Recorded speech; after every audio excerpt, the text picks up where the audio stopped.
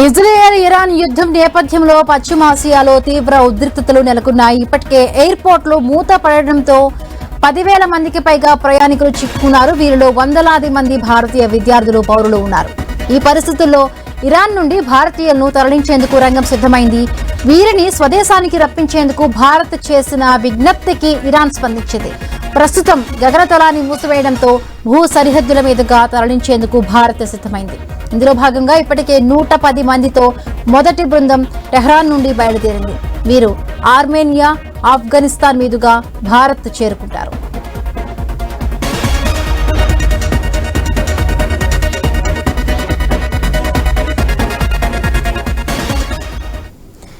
Israel Iran యుద్ధం నేపథ్యంలో పశ్చిమాసియాలో తీవ్ర ఉద్రిక్తతలు నెలకొన్నాయి.